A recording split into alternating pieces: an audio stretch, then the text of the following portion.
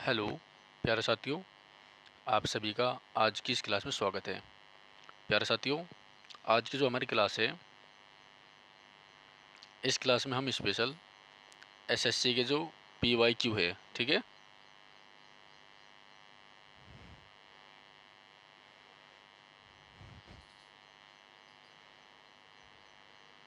जो एसएससी के पीवाईक्यू हैं, ठीक है, इनके ओरिजिनल पेपर देखेंगे और ये 6th एडिशन है, ठीक है भाई। अब देखिए, अब आपको क्या क्या मिलने वाला है। मतलब आपको जो है कंप्लीट 363 सेट मिलेंगे, ठीक है। और इसकी मैं जो है अच्छे तरीके से एक वो बना दूंगा प्ले लिस्ट, ठीक है भाई। तो वहाँ से आप क्लास देखना जरूर डेली।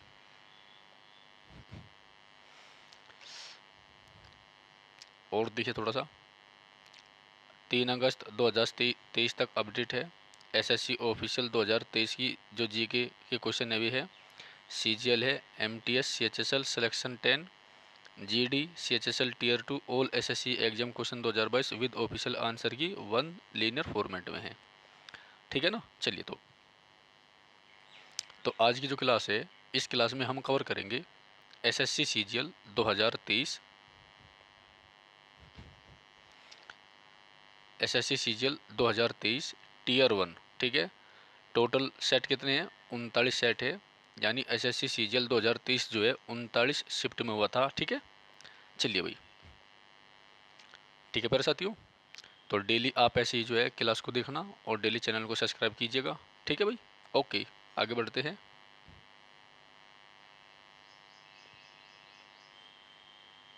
चलिए अब जा देखिए, पहला क्वेश्चन है हमारा, स्तंभों का मिलान कीजिए। जो हमें ये वर्ग दिए गए हैं, इनका हमें मिलान करना है, ठीक है। वर्ग ए, वर्ग बी, वर्ग और सामान्य नाम, जैसे क्लोरोफाइसी किसका नाम है, फियोफाइसी किसका है, रोडोफाइसी किसका है, और साइनोफाइसी किसका है, ठीक है। तो आप देखेंगे, जो क्लोरोफाइसी है, ये आपका क्लोरोफाइसी जो है, ये आपका हरी शैवाल का है। क्लोरोफाइसी हरी शैवाल का है, ठीक है। फियोफाइसी भूरी शैवाल का है। रोडोफाइसी लाल शैवाल का है। और साइनोफाइसी नीले हरे शैवाल का है, ठीक है। ये काफ़ी इंपॉर्टेंट है। दोबारा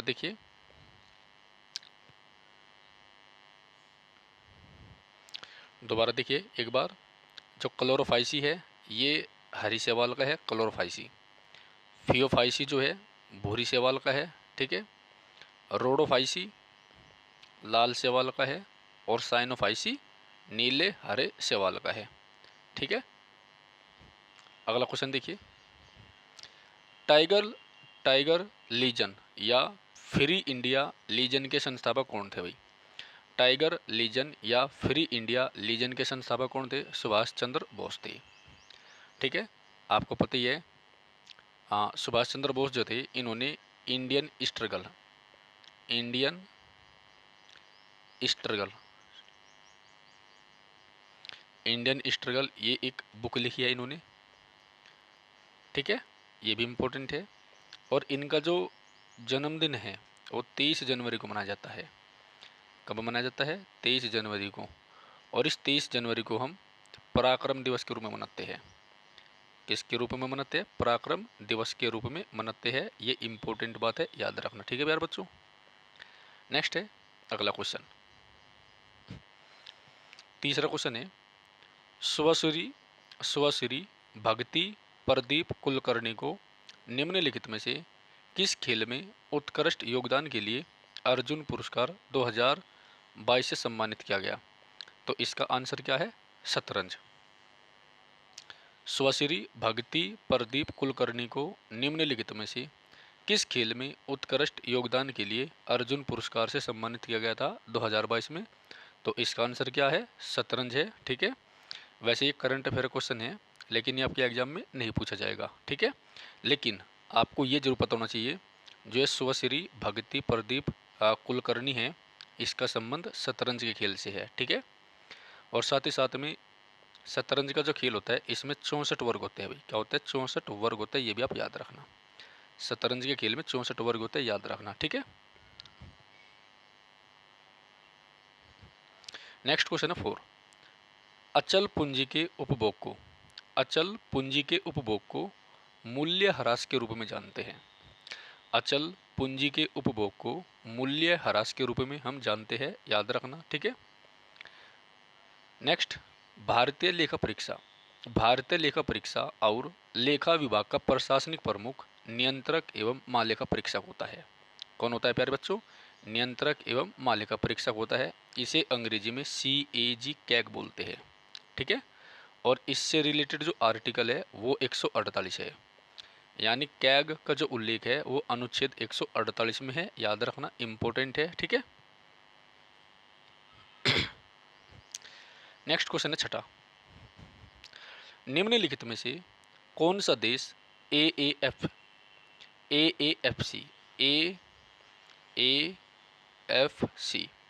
निम्नलिखित में से कौन सा देश AAFC महिला एशिया कप फुटबॉल 2022 का आयोजक था? तो कौन था भाई? भारत था, ठीक है। AAFC फुटबॉल 2022 का जो आयोजक था वो कौन था? भारत था, ठीक है। ये SSC CGL में पूछा गया है, आपके सामने ओरिजिनल क्वेश्चन है, तो ये आपके पेपर में नहीं आएगा, ठीक है।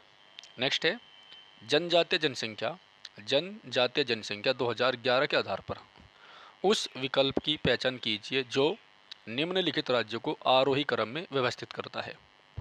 जनजातीय जनसंख्या 2011 के आधार पर उस विकल्प की पहचान कीजिए जो निम्नलिखित राज्यों को आरोही क्रम में व्यवस्थित करता है, ठीक है।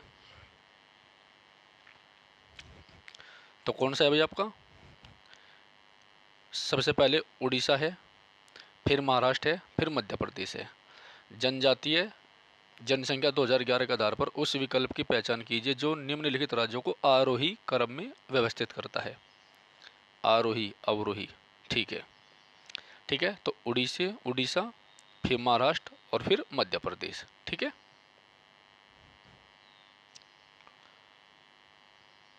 नेक्स्ट क्वेश्चन है 8वां।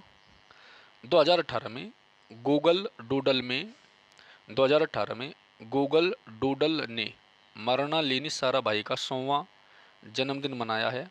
वह निम्नलिखित में से किस नृत्य शैली से संबंधित है? तो मृणालिनी साराभाई जो है भरतनाट्यम और कथकली से संबंधित है, ठीक है, ठीक है प्यारे बच्चों, याद रखना इस बात को, बहुत इंपॉर्टेंट है। ये जो मृणालिनी साराभाई है, ठीक है, इसका संबंध किससे है? तो इसका संबंध जो है भरतनाट्यम से है और कथकली से है, और ये बहुत ज़्यादा इंपॉर्टेंट है। ये जो क्वेश्चन है बेटा ये स्टैटिक जीएस का है, ये स्टैटिक जीएस का क्वेश्चन है, याद रखना, काफ़ी इंपॉर्टेंट है, ठीक है। तो अगर कोई आपसे पूछे कि मृणालिनी साराभाई का संबंध किस खेल से है, तो आप क्या बताएंगे? तो आप बताएंगे भरतनाट्यम। क्या बताएंगे? भरतनाट्यम, ठीक है, याद रखने इस बात को। तो मृणालिनी साराभाई का संबंध किससे है? भरतनाट्यम से है भाई। मृणालिनी साराभाई का संबंध किससे है? भरतनाट्यम से है, याद रखना।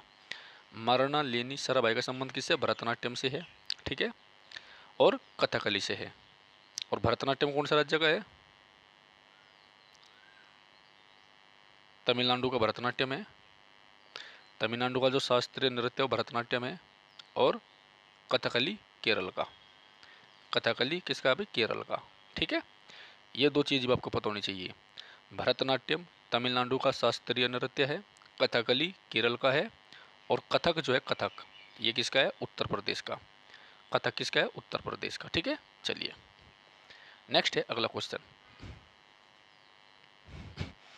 निम्नलिखित में से कौन सा संगीतकार संगीत वाद्य यंत्र सितार, किससे भाई?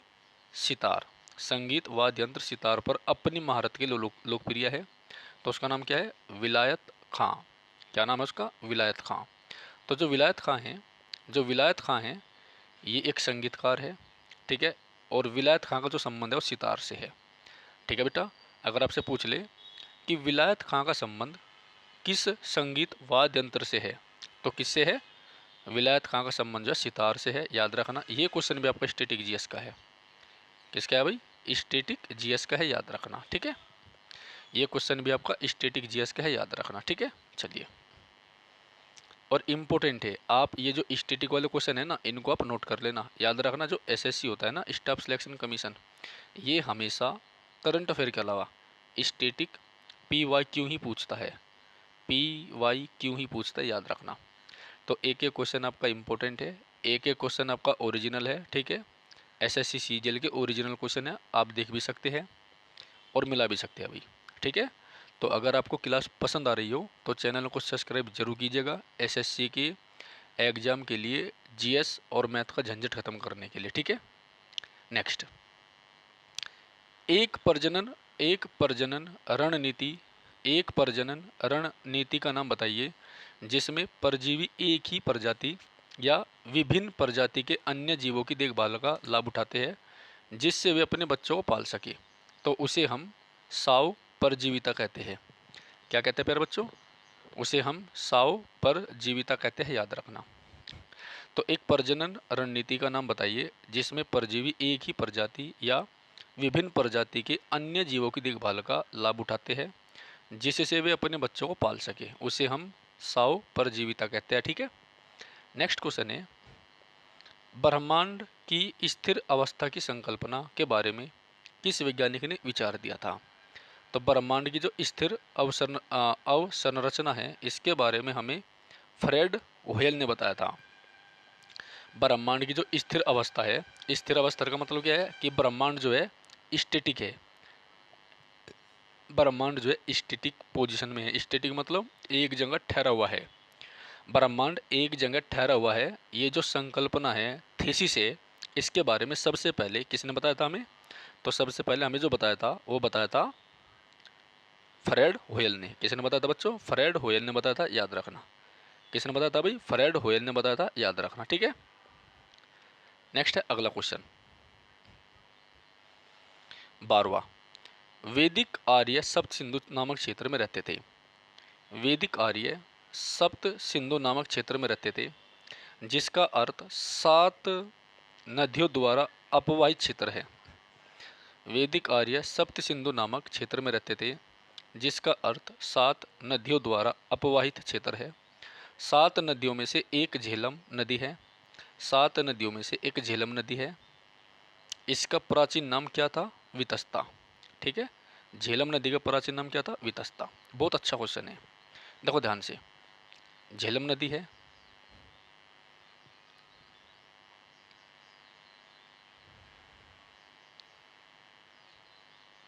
झेलम नदी है, ठीक है। झेलम नदी को जो है वितस्ता कहते हैं, झेलम नदी को वितस्ता कहते हैं, ठीक है। और इस झेलम नदी पर ही जो है 326 BC में एक युद्ध लड़ा गया था, आप सभी को पता है। उसे हम हाइडे स्पीच का, उसे हम हाइडे स्पीच या वितस्ता नदी का युद्ध बोलते हैं, ठीक है। अब ये जो युद्ध लड़ा गया था ये किस किस के बीच में था भाई? पोरस और सिकंदर के बीच में लड़ा गया था, पोरस एंड सिकंदर, ठीक है, याद रखना। ओके, चलिए। तो जो वितस्ता है, जो वितस्ता है ना, वितस्ता, ये किसका नाम है बेटा? ये झेलम नदी का नाम है। झेलम नदी का जो नाम है ये वितस्ता भी है, ठीक है। और आपको ये भी पता है कि झेलम नदी पर जो है श्रीनगर है। श्रीनगर जो है झेलम नदी के तट पर है, याद रखना। श्रीनगर झेलम नदी के तट पर है, ठीक है। ओके, नेक्स्ट क्वेश्चन है 13वां। अक्टूबर 2021 में 19 वर्षीय संजू ने विश्व कुश्ती चैंपियनशिप में रजत पदक जीता। अक्टूबर 2021 में 19 वर्षीय संजू ने विश्व कुश्ती चैंपियनशिप में रजत पदक जीता, ठीक है। क्या जीता भाई? रजत पदक जीता, ठीक है, याद रखना। तो अक्टूबर 2021 में 19 वर्षीय संजू ने विश्व कुश्ती चैंपियनशिप में रजत पदक जीता, याद रखना, ठीक है। ये क्वेश्चन करंट अफेयर का है लेकिन आपके एग्जाम में नहीं आएगा। इससे आपको ये पता चलता है कि आपको जो है करंट अफेयर में आपको जो मेडल पदक होते हैं, जो मेडल पदक होते हैं, ठीक है, खासकर क्रिकेट से संबंधित T20 ट्रॉफी, फुटबॉल, बैडमिंटन, ठीक है, टेनिस ग्रैंड स्लैम प्रतियोगिता, ये सारी प्रतियोगिता प्यारे बच्चों आपको पता होनी चाहिए, ठीक है। ओके देखो ओरिजिनल क्वेश्चन है बिल्कुल भाई, ठीक है ना, आपके सामने एसएससी सीजीएल टीयर 1 2023, ठीक है, पेपर 39 सेट में आपको कराऊंगा 2023 की। और सबसे पहले मैं आपको जो है एसएससी सीजीएल ही कराऊंगा कंप्लीट 2023, 24, 22, 21, ठीक है, जो जो भी होगी। उसके बाद मैं आपको और कराऊंगा, ठीक है, उसके बाद जैसे सीपीओ को हुआ या सीएचएसएल को हुआ, सारे ऐसे सेट कराऊंगा। तो मेरी गारंटी है 100%, देखो 100% आपको आपके एसएससी के पेपर में इन्हीं में से ही क्वेश्चन मिलेंगे, इन्हीं में से ही क्वेश्चन मिलेंगे, करंट अफेयर छोड़ के, ठीक है। और करंट अफेयर का भी आपको 99% जो टॉपिक होते हैं ना वो यही होते हैं। जो इनमें करंट अफेयर के क्वेश्चन आ रहे हैं ना वो साथ के साथ आप नोट कर लेना। और मेरी गारंटी है करंट अफेयर भी इन्हीं टॉपिक में से मिलती है। एसएससी की ये रटे रटाई टॉपिक है, एसएससी का बिल्कुल फिक्स सिलेबस है, ठीक है। फालतू किसी झमेले में नहीं पढ़ना है। मैं अब आपको डेली क्लास मिलेगी, ठीक है, एसएससी सीजीएल है ये 39 सेट में जो है आप देख लेना, मैं मुश्किल तो मुश्किल 4-5 दिन में कराता हूँ बिल्कुल, ठीक है। एक दिन में 6 से 7 सेट 8 सेट पढ़ा पड़ेगा आप लोगों को, ठीक है। तो आप बहुत अच्छे तरीके से डेली क्लास देखना एक तो, ठीक है, और चैनल को सब्सक्राइब करना और अपने प्यारे साथियों को भी बताना, ठीक है ना। चलिए,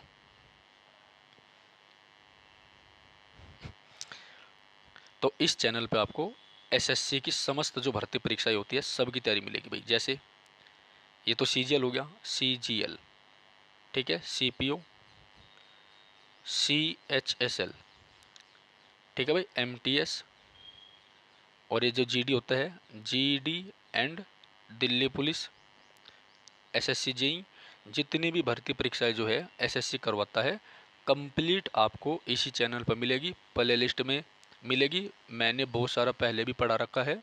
अगर कोई भाई बिल्कुल नया है तो वो मेरी पुरानी क्लास देख सकता है, ठीक है। ये क्लास आज मैंने नई नई दोबारा बनानी शुरू करी है और आज मेरे हिसाब से तारीख होगी 7 जून, जहाँ तक मुझे याद है 7 जून 2025, ठीक है। तो डेली आपको ऐसी क्लास मिलेगी, डेली आपको लाइव रिवीजन भी मिलेगा, वो भी आप देखना जरूर, ठीक है। ओके, चलिए। तो भारत में अंग्रेजों द्वारा भारत में अंग्रेजों द्वारा शुरू की गई राजस्व संग्रह की रैयतवाड़ी व्यवस्था, भारत में अंग्रेजों द्वारा शुरू की गई राजस्व संग्रह की रैयतवाड़ी व्यवस्था रिकॉर्ड रिकॉर्ड के लगान सिद्धांत पर आधारित थी, ठीक है। किस पर थी भाई? रिकॉर्ड के, ये रिकॉर्ड जो है आदमी का नाम है, याद रखियो, रिकॉर्ड के लगान सिद्धांत पर आधारित थी। किस पर थी? लगान सिद्धांत पर आधारित थी, याद रखना, ये लिख भी रहा है रिकॉर्डियन थ्योरी ऑफ रेंट। तो भारत में जो रैयतवाड़ी व्यवस्था थी ये किस पर आधारित थी? रिकॉर्डियन थ्योरी ऑफ रेंट, ठीक है, याद रखना। ओके, चलिए नेक्स्ट है 15 क्वेश्चन।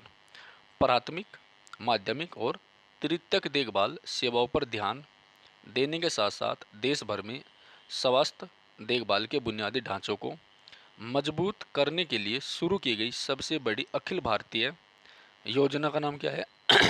पीएम अभीम। क्या नाम है अभी इसका? पीएम अभीम है, याद रखना।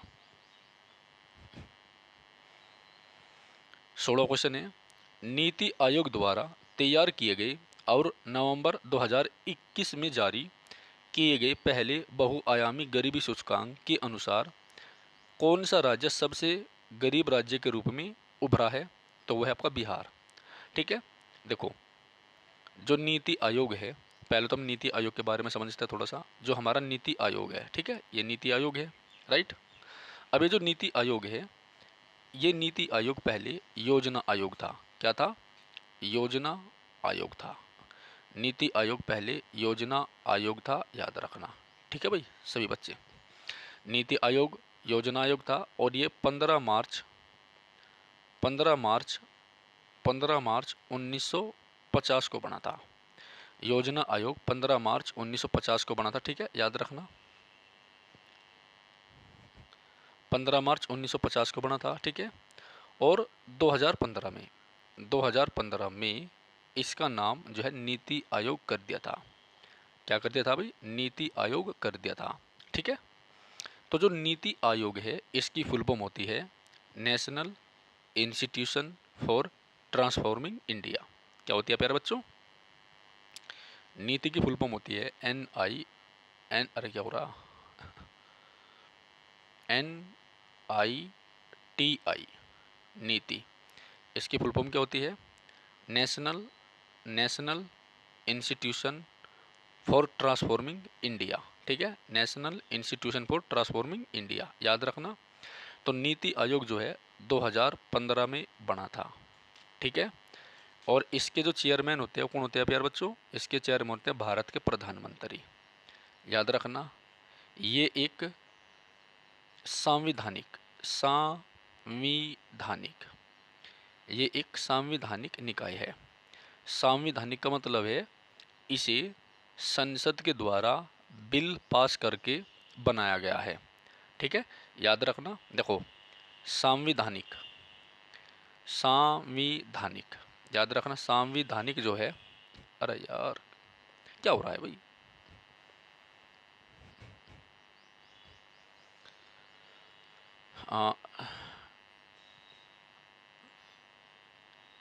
संवैधानिक। ठीक है, इसका मतलब होता है कि ये जो बिल है, ठीक है, इसको संसद के द्वारा बनाया गया है। किसके द्वारा बनाया गया है भाई? संसद के द्वारा बनाया गया है। संसद के द्वारा बनाया गया है, याद रखना। ठीक है, और इस संवैधानिक बिल का कोई भी आर्टिकल नहीं होता है, इसका किसी भी अनुच्छेद में उल्लेख नहीं होता है। आपने अब तक पॉलिटी में ये नहीं पढ़ा होगा कि फलाने अनुच्छेद में जो है नीति आयोग का उल्लेख है, ठीक है, या फलाने अनुच्छेद में योजना आयोग का उल्लेख है। ठीक है, याद रखना। और यहीं पर बात होती है संवैधानिक की। देखो, वो संवैधानिक था, ये संवैधानिक होता है। ठीक है, कोई नहीं, आज काफ़ी सालों में जो है ना क्लास बना रहा हूँ, इसलिए थोड़ा सा जो है प्रैक्टिस नहीं हो रही, कोई बात नहीं। संवैधानिक का मतलब क्या होता है? इसका उल्लेख हमारे संविधान में है। ठीक है, याद रखना, इसका उल्लेख हमारे संविधान में है, संविधान में उल्लेख है। और अगर संवैधानिक है तो मतलब कोई ना कोई आर्टिकल भी इसका होगा। जैसे एग्जाम्पल के तौर पे जैसे UPSC union public service commission, आपको पता है आर्टिकल कौन सा है? 315। आर्टिकल 315 में यूपीएससी का उल्लेख है। ठीक है, तो मतलब यूपीएससी जो है हमारा संवैधानिक निकाय है। कौन सा है भाई? संवैधानिक। संवैधानिक यूपीएससी को जो पावर मिलते हैं वो संविधान से दी गई है। ठीक है, याद रखना, बहुत इंपॉर्टेंट है। दूसरा जैसे वित्त आयोग, जैसे वित्त आयोग जैसे वित्त आयोग। ठीक है, तो वित्त आयोग से रिलेटेड आर्टिकल कौन सा है? 280, ये भी आपको पता है। 280 होगा, तो मतलब ये भी संवैधानिक है। ठीक है, इसको शक्तियाँ जो है संविधान से मिलती है, याद रखना। जो कोई भी जिस किसी भी डिपार्टमेंट का उल्लेख किसी अनुच्छेद में होगा, ये समझ लेना वो संवैधानिक होगा। ठीक है, चलिए, नीति आयोग हो गया। ठीक है, तो बिहार जो है सबसे गरीब राज्य जो है नीति आयोग की 2021 की रिपोर्ट में उभरा है। और इससे पहले कौन था? इससे पहले उड़ीसा था, याद रखना। बिहार से पहले जो है उड़ीसा था। ठीक है, बिहार जो है शिक्षा के क्षेत्र में काफ़ी पिछड़ा हुआ है। ओके, याद रखना आप इस बात को, बिहार शिक्षा के क्षेत्र में काफ़ी पिछड़ा हुआ है।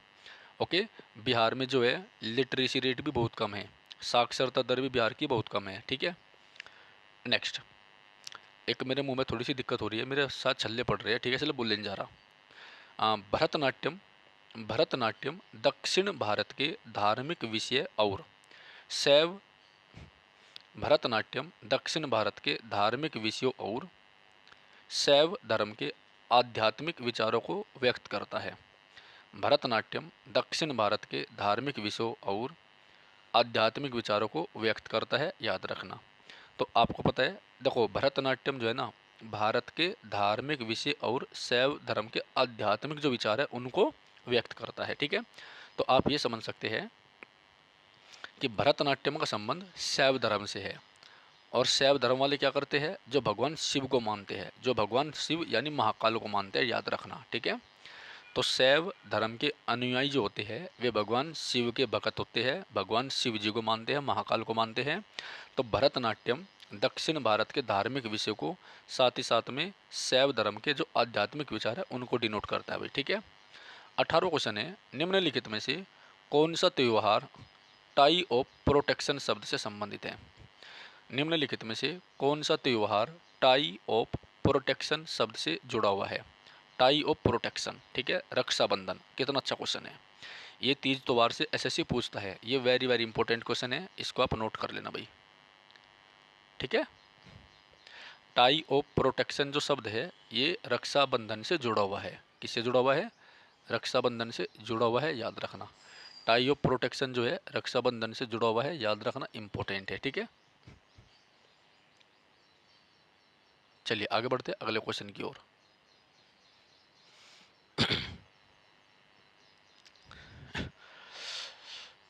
भाई अगर आपको क्लास पसंद आ रही हो तो चैनल को सब्सक्राइब कीजिए और वीडियो को लाइक कीजिए, ठीक है, लाइक भी कीजिए, ओके।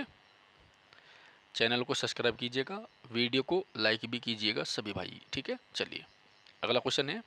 तो हमने क्या बताया? टाई ऑफ प्रोटेक्शन शब्द जो है रक्षाबंधन से संबंधित है, ठीक है। इसके बाद 1900 क्वेश्चन है, भारतीय संविधान के निम्नलिखित में से कौन से अनुच्छेद नागरिकता से संबंधित है? तो अनुच्छेद 5 से 11 है। कौन सा है भाई? 5 से 11। तो अनुच्छेद 5 से 11 जो है नागरिकता से संबंधित है, याद रखना। और अगर आप भाग पूछ ले आपसे कि भाग कौन सा है, अगर आपसे कोई भाग पूछ ले तो भाग कौन सा है, तो भाग 2 है, भाग 2, ठीक है, याद रखना, इंपॉर्टेंट है। तो भारतीय संविधान के निम्नलिखित में से कौन से अनुच्छेद नागरिकता से संबंधित है भाई? तो अनुच्छेद 5 से 11 है और भाग 2 है, ठीक है। अच्छा क्वेश्चन है, इंपॉर्टेंट है। इसके बाद अगला है, एकल के लिए बैडमिंटन कोर्ट की लंबाई कितनी होती है? एकल के लिए बैडमिंटन कोर्ट की लंबाई कितनी होती है? तो 13.40 मीटर होती है। बैडमिंटन कोर्ट की जो लंबाई होती है 13.4 मीटर होती है। ये क्वेश्चन भी इंपॉर्टेंट है, स्टैटिक जीएस का क्वेश्चन है, इंपॉर्टेंट है, स्टैटिक जीएस का क्वेश्चन है, याद रखना। और आपको पता है स्टैटिक जीएस जो है 50% में अड़ती है एसएससी के पेपर में, इसलिए प्यारे साथियों अपना स्टैटिक पे ज़्यादा फोकस कीजिएगा, ठीक है। तो दोबारा देखिए, जो बैडमिंटन कोर्ट होता है उसकी लंबाई कितनी होती है? और वो भी एकल के लिए, एकल मतलब सिंगल जो होता है ना, सिंगल व्यक्ति खेलता है बैडमिंटन, उसके लिए तो कोर्ट की लंबाई होती है 13 मीटर 40 सेंटीमीटर, 13.40 मीटर होती है, ठीक है, याद रखना, इंपॉर्टेंट है, ओके। नेक्स्ट क्वेश्चन है, 1901 में विलियनों में रासायनिक गतिकी और परासरणी दाब के नियमों की खोज द्वारा प्रदान की गई असाधारण सेवाओं की पहचान के लिए नोबेल पुरस्कार किसे दिया गया था? ठीक है, तो नोबेल पुरस्कार जो है जैकब्स हेनरिक्स वेनेटी होप को दिया गया था। किसको दिया गया था भाई? जैकब वेनेटी हेनरिस होप को दिया गया था, है ना। और आपको पता होगा 1901 में जो है नोबेल पुरस्कार देने की शुरुआत की गई थी, ठीक है, इंपॉर्टेंट है ये, याद रखना इस बात को आप, ठीक है भाई। अगला क्वेश्चन है, निम्नलिखित में से किसका उपयोग large hadron collider LHC MRI scanner तथा NMR स्पेक्ट्रोमीटर में अतिचालक चुंबकों के शीतलन के माध्यम के रूप में किया गया है? हीलियम गैस का, ठीक है, किसका प्रयोग किया गया भाई? हीलियम गैस का प्रयोग किया गया है। निम्नलिखित में से किसका उपयोग large hadron collider LHC MRI scanner NMR spectrometer का अतिचालक चुंबक के शीतलन माध्यम के रूप में किया गया? तो हीलियम का किया गया, ठीक है। नेक्स्ट है, निम्नलिखित में से कौन सा राज्य तापी बेसिन का हिस्सा नहीं है? कौन सा राज्य है जो ताप्ती बेसिन का हिस्सा नहीं है? तो वो राजस्थान है। कौन सा है भाई? राजस्थान, ठीक है, याद रखना, इंपॉर्टेंट है, ओके। राजस्थान जो है ये तापी, तापी मतलब ताप्ती नदी, ये ताप्ती नदी बेसिन का हिस्सा नहीं है। क्या नहीं है भाई? ताप्ती नदी बेसिन का हिस्सा नहीं है, ठीक है। अब देखो कंफ्यूज नहीं होना है, आपको पता है एसएससी 25 क्वेश्चन पूछे हैं लेकिन यहाँ पर 30 ही क्वेश्चन है, कारण इस शिफ्ट में 2 क्वेश्चन गलत हो गए। इस शिफ्ट में 2 क्वेश्चन एसएससी ने हटा दिए होंगे, ठीक है, जो गलती होंगे उनमें कुछ एरर होगा, ठीक है, याद रखना, ओके। तो अब हम देखेंगे अगला पेपर है 14 जुलाई 2023 सेकंड शिफ्ट का एसएससी सीजीएल का। ठीक है भाई, एसएससी सीजीएल का। ओके, चलिए।